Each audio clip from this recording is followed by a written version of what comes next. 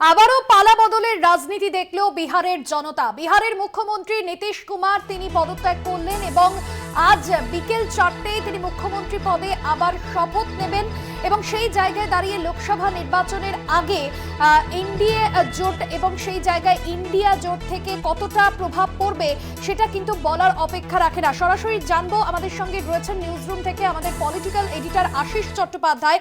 আশিস দা, 2013 থেকে নীতিশ কুমারের এই রাজনৈতিক পালাবদল শুরু এবং 2022-এ যখন তিনি এনডিএ ছাড়েন তখন তিনি বলেছিলেন যে বিজেপির সঙ্গে আর কোনোদিন তিনি জোট বাঁধবেন না। তাহলে লোকসভা নির্বাচনের আগে কোন হিসেব, কোন অঙ্ক কষে তিনি এই সিদ্ধান্ত নিলেন? ভাস্বতী, তুমি তো অনেক সিরিয়াস খবর বলছো এবং তুমি শব্দটা ব্যবহার করলে পালা বদল, ঠিকই ব্যবহার করলে। কিন্তু আমি এই প্রসঙ্গে ভারতীয় রাজনীতিতে নীতিশ কুমারদের মতো ব্যক্তিদের সম্পর্কে যে নানান বিশেষণ গত 50 বছরে চালু হয়েছে তার একটা তালিকা দেখছিলাম। যেমন ধরো, প্রথম এসছিল আয়ারাম গয়ারাম 67-68 সালে, তারপরে দলবদলু, ডিগবাজিরাজ, পাল্টুরাম, পাল্টি কুমার, এত সব বিশেষণের পরে আজকে শশী থারুর। তুমি জানো যে শশী থারুর কংগ্রেস নেতা, তিনি বিদঘুটে ইংরেজি শব্দ বলবার জন্য বিখ্যাত। তিনি নীতিশ কুমারের উদ্দেশ্যে একটি সাংঘাতিক বিশেষণ প্রয়োগ করেছেন। আমিও এটার মানে জানতুম না, তারপরে শব্দটা দেখবার পরে মানে টানে বুঝে দেখলাম যে বাবা, সাংঘাতিক কথা। তিনি নীতিশ কুমারকে বলেছেন স্নলি গস্টার।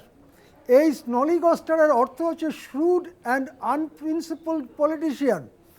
শশী থারুর নীতিশ কুমার সম্পর্কে বলেছেন স্নলি গস্টার, তার মানে নীতিহীন এবং অত্যন্ত নীতিশূন্য রাজনীতিক হচ্ছে নীতিশ কুমার। সুতরাং নীতিশ কুমারের মুকুটে আরেকটি পালক যুক্ত হলো। পাল্টি কুমার, দলবদলু, আয়ারাম গয়ারামের পরে শশী থারুর তার মাথায় পরিয়ে দিলেন স্নলি গস্টারের পালক। এখন ঘটনা হচ্ছে যে কি হতে চলেছে।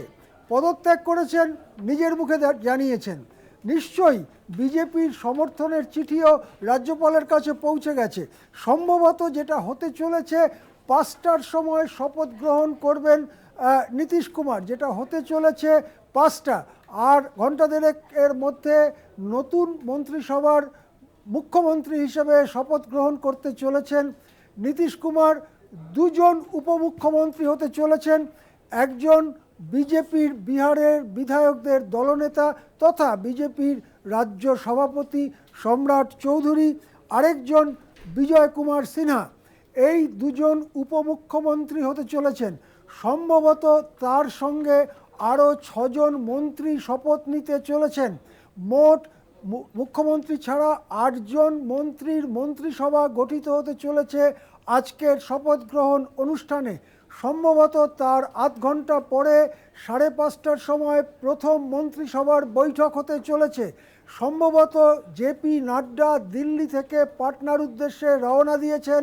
তিনি পাটনায় হয়তো পৌঁছে যাবেন 5টার আগে এবং নীতিশ কুমারের এই পাল্টি, এই দলবদলু সরকারকে বিজেপির সরকারি সিলমোহর পরাবার জন্য হয়তো শপথ গ্রহণ অনুষ্ঠানে দেখা যাবে বিজেপির সর্বভারতীয় সভাপতি জেপি নাড্ডাকে। অর্থাৎ একেবারে আশিসদা, তুমি আমাদের সঙ্গে থাকো। রাজ্যপালের হাতে পদত্যাগপত্র তুলে দেওয়ার পর নীতিশ কুমার ঠিক কি বলেছেন শোনাবো।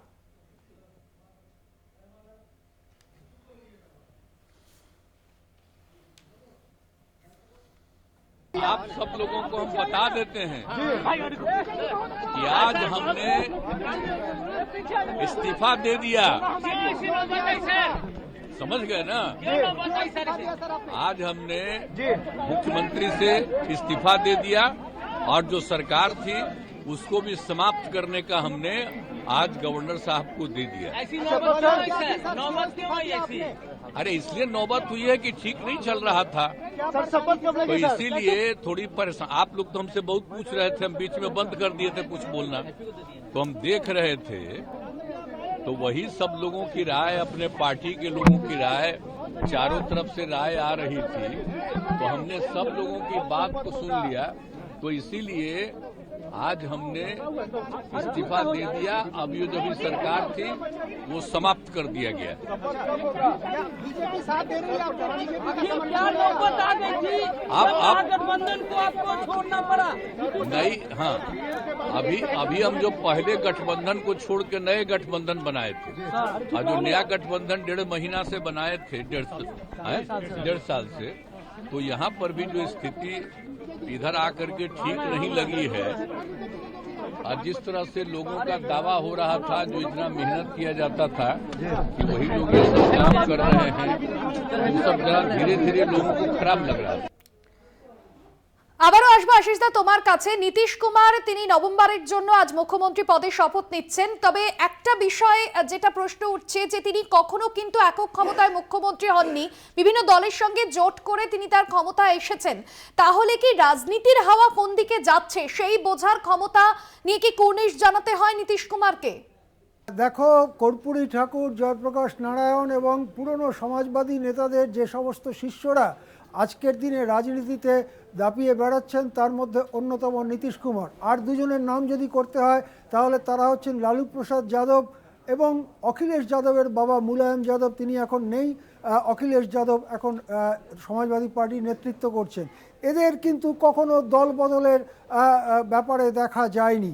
মানে শিবির বদল, বারবার নতুন শিবিরে যাওয়া এবং দল বদলু বলতে যা বোঝায়, পাল্টিরা বাজ বলতে যা বোঝায় তা দেখা যায়নি। এটা এক এক ধরনের নীতিহীন রাজনীতিকের ধরন, যাতে তারা বারবার এদিক থেকে ওদিকে গিয়ে দুটো সুবিধে আদায় করতে পারে। আসলে নীতিশ কুমারের নিজের ভিত্তি খুবই কম। কুর্মী কোয়েরি সম্প্রদায়, এই মূলত কুর্মী সম্প্রদায়ের মানুষজন, যেটা বিহারের জনসংখ্যার 6%-এর কম, তাদের প্রতিনিধিত্ব করেন নীতিশ কুমার, এমনই তিনি দাবি করেন। এছাড়াও বিহারে আরও বড় বড় সম্প্রদায় রয়েছেন, তার মধ্যে যাদব ওবিসিরা সবথেকে বড় সম্প্রদায়। সুতরাং নীতিশ কুমারের যে নিজস্ব ভিত্তি নেই, সেই কারণেই তাকে বারবার এদিক ওদিক পাল্টি খেয়ে মুখ্যমন্ত্রীর কুর্সিতে থাকতে হয়। 2000 থেকে 2024-এর জানুয়ারিতে তিনি যে আবার নতুন মুখ্যমন্ত্রী হতে চলেছেন, 9 বার মুখ্যমন্ত্রী হয়েছেন। প্রথমবার হয়েছিলেন 7 দিনের জন্য, কিন্তু কখনোও তিনি একটা স্টেবল গভর্নমেন্ট এবং নীতিসম্মত গভর্নমেন্ট দেননি। এই গ্রাফিক্স যখন আমরা দেখাচ্ছি আমাদের টিভির পর্দায়, তখন মনে রাখতে হবে কমাস আগেই বলেছিলেন আমি মরে যাব, তবু বিজেপির হাত ধরবো না। একদমই, এবং জানুয়ারিতেই তিনি একথা বলেছিলেন এবং তারপর আমরা দেখলাম আজকে তার এই ভোল বদল। অবশ্যই সেই প্রশ্ন উঠছে বিহারের রাজনীতিতে। ধন্যবাদ জানাবো আশিসদা তোমায়। পলিটিক্যাল এডিটর আশিস চট্টোপাধ্যায় ছিলেন আমাদের সঙ্গে সরাসরি নিউজ রুম থেকে।